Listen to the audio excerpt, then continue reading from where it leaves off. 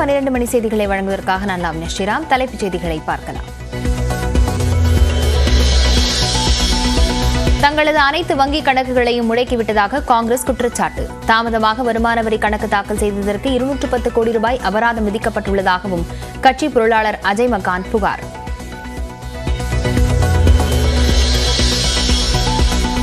அடுத்த 2 ஆண்டுகளில் அரசு துறைகளில் 50,000 பணியிடங்கள் நிரப்பப்படும். முதலமைச்சர் மு க ஸ்டாலின் உறுதி. அடுத்த 2 ஆண்டுகளில் மேலும் 50,000 புதிய பணியிடங்கள் நிரப்பப்படும் மகிழ்ச்சியோடு நான் தெரிவிச்சுக்க விரும்புகிறேன். இந்த ஆண்டு ஜூன் மாதத்திற்குள்ள 10,000 பணியிடங்கள் நிரப்பப்படுவதற்கான நடவடிக்கைகள் மேற்கொள்ளப்பட்டு வருது. உரிய அனுமதி பெற்றதும் காவிரியின் குறுக்கே மேகதாது அணை கட்டும் பணி தொடங்கப்படும். கர்நாடக பட்ஜெட்டில் முதலமைச்சர் சித்தராமையா அறிவிப்பு.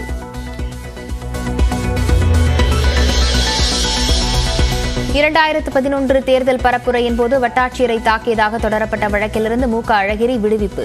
வழக்கில் குற்றம் சாட்டப்பட்ட 17 பேரையும் விடுதலை செய்து மதுரை மாவட்ட நீதிமன்றம் உத்தரவு.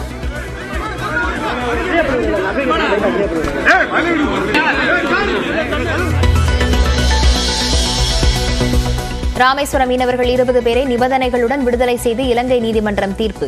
ஒரு மீனவருக்கு ஓராண்டு சிறையும் 2 பேருக்கு 6 மாதங்கள் சிறை தண்டனையும் விதிப்பு.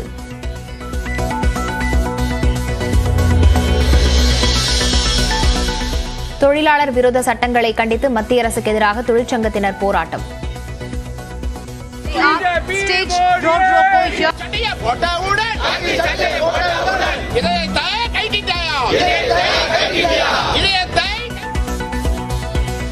சென்னை அண்ணா சாலையில் போக்குவரத்து பாதிப்பு.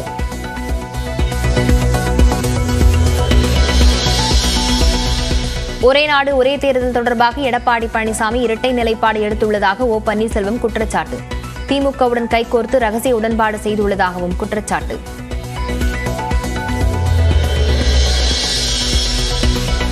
அமலாக்கத்துறைக்கு எதிரான மனுவை அவசர வழக்காக விசாரிக்க முடியாது. செந்தில் பாலாஜியின் கோரிக்கையை நிராகரித்த சென்னை முதன்மை அமர்வு நீதிமன்றம்.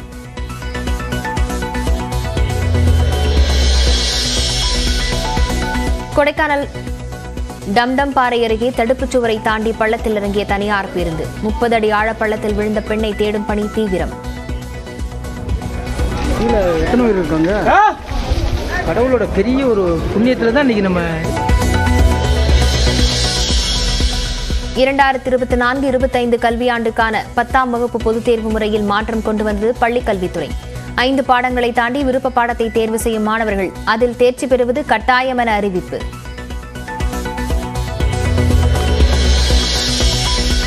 கடலூரில் நள்ளிரவில் பியூஸ் கேரியரை பிடுங்கிச் செல்லும் திருடர்கள். செம்பு கம்பிக்காக திருடுவதால் மின்சாரமின்றி தவிக்கும் மக்கள்.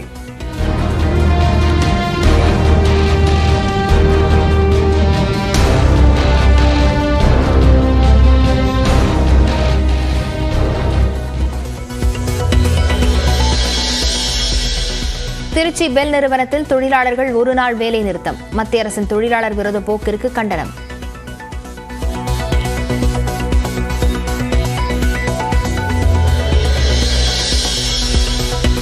சென்னை கிண்டி ரேஸ்கோர்ஸ் சாலையில் அமர்ந்து பார்வை மாற்றுத்திறனாளிகள் போராட்டம். தர்ணாவில் ஈடுபட்டவர்களை கைது செய்த போலீசார்.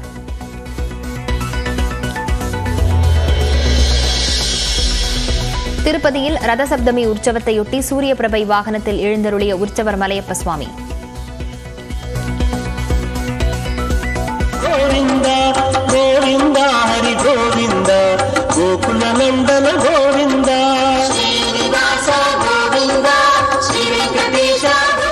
மாட வீதிகளில் காத்திருந்த பல்லாயிரக்கணக்கான பக்தர்கள் வழிபாடு.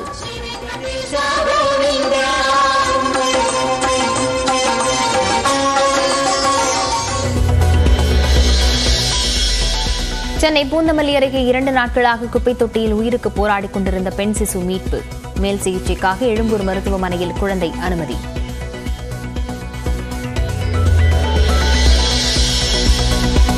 இந்தியாவின் சிறந்த பெண் தொழிலதிபருக்கான விருதை பெற்றார் ரிலையன்ஸ் ரீட்டைல் நிறுவனத்தின் இயக்குநர் இஷா அம்பானி. மும்பையில் லோக்மத் குழுவின் சார்பில் நடந்த விழாவில் விருது வழங்கி பாராட்டிய மகாராஷ்டிர முதலமைச்சர் ஏக்நாத் ஷிண்டே.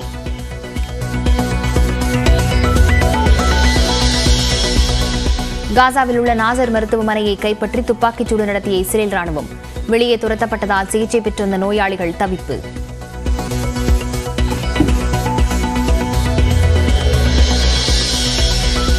இங்கிலாந்துக்கு எதிரான 3வது டெஸ்டில் 112 ரன்களுக்கு ஆட்டமிழப்பு. 400 ரன்களை நோக்கி முன்னேறும் இந்திய அணி.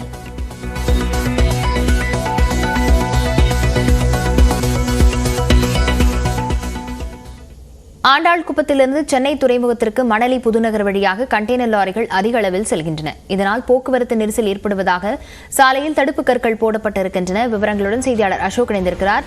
அசோக், விவரங்களை பதிவு செய்யலாம். லாவண்யா, அதாவது இந்த ஆண்டாள்குப்பம் பகுதியில் பாத்தீங்கன்னா இந்த திருவொற்றூர் நெடுஞ்சாலை, குறிப்பாக இந்த சாலை பாத்தீங்கன்னா சென்னை துறைமுகம், அதே போல காமராஜ் துறைமுகம், பல்வேறு தொழிற்சாலை யார்டுகள் இந்த பகுதியில இருக்கு. சராசரியா ஒரு நாளைக்கு பாத்தீங்கன்னா 2000க்கும் மேற்பட்ட கனரக வாகனங்கள் செல்லக்கூடிய இந்த சாலையில நடுவில் தடுப்பு கல்வி போடப்பட்டதால் பெரும் விபத்துகள் ஏற்பட்டு வருகிறது. குறிப்பாக இரவு நேரத்துல பாத்தீங்கன்னா அதே போல இந்த சாலை விளக்குகள் எதுவுமே இல்லாதனால விபத்துகள் அதிகமாக காணப்படுது. சில கிழமைக்கு கிழமை ஏற்பட்டிருக்கு. தொடர்ந்து ஏற்கனவே இந்த லாரி ஓட்ட தகத்தில் தொடர்ந்து இந்த கற்களை அகற்ற வேண்டும், இதனால் விபத்து ஏற்படுகிறது என்று பல முறை கோரிக்கைகள் வைத்தும் ஆனால் தற்போது இந்த கற்களை அகற்றப்படவில்லை.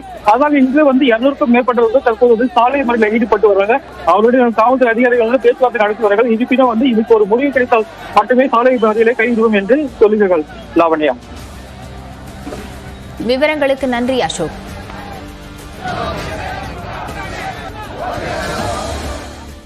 தமிழ்நாடு அரசு பணியாளர் தேர்வாணையங்கள் மூலம் ஜூன் மாதத்திற்குள் 10,000 காலி பணியிடங்கள் நிரப்பப்படும் என்று முதலமைச்சர் மு.க.ஸ்டாலின் உறுதியளித்துள்ளார். சென்னை கலைவாணர் அரங்கில் மக்களுடன் முதல்வர் திட்டத்திற்கு விண்ணப்பித்த பயனாளிகளுக்கு முதலமைச்சர் ஸ்டாலின் நலத்திட்ட உதவிகளை வழங்கினார். இதனைத் தொடர்ந்து டிஎன்பிஎஸ்சி மூலம் பல்வேறு துறைகளுக்கு தேர்வு செய்யப்பட்ட 1508 இளைஞர்களுக்கு பணி நியமன ஆணையை முதலமைச்சர் வழங்கினார். பின்னர் பேசிய முதலமைச்சர் அடுத்த 2 ஆண்டுகளில் அரசு பணிகளில் காலியாக உள்ள 50,000 இடங்கள் நிரப்பப்படும் என்று முதலமைச்சர் மு.க.ஸ்டாலின் தெரிவித்தார். இதுவரை 60,567 இளைஞர்களுக்கு அரசு பணி நியமனங்கள் வழங்கப்பட்டிருக்கு. தமிழ்நாடு அரசு பணியாளர் தேர்வாணையம் உள்ளிட்ட பல்வேறு அரசு தேர்வாணைய முகமைகள் மூலமா 27,858 பணியிடங்களுக்கு பணியாளர்கள் தேர்வு செய்யப்பட்டிருக்காங்க. அடுத்த 2 ஆண்டுகள்ல மேலும் 50,000 புதிய பணியிடங்கள் நிரப்பப்படும் என்று மகிழ்ச்சியோடு நான் தெரிவிச்சுக்க விரும்புகிறேன். அரசு சேவைகள் மக்களுக்கு எளிதில் கிடைக்க செய்வதுதான் மக்களுடன் முதல்வர் திட்டத்தின் பிரதான நோக்கம் என்று முதலமைச்சர் கூறினார். இத்திட்டத்தின் மூலம் கடந்த 30 நாட்களில் 3,50,000 பேருக்கு அரசு சேவை கிடைத்திருப்பதாகவும் முதலமைச்சர் மு.க.ஸ்டாலின் தெரிவித்தார்.